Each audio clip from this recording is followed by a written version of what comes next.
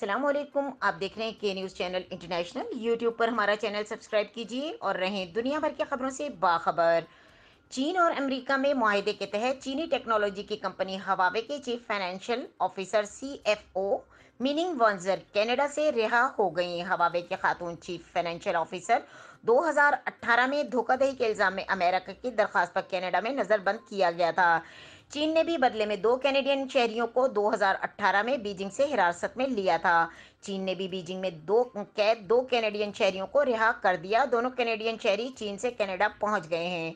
Photo final. चीन ने भी बीजिंग में कैद दो कैनेडियन शहरियों को रिहा कर दिया। दोनों कैनेडियन शहरी चीन से कनाडा पहुंच गए।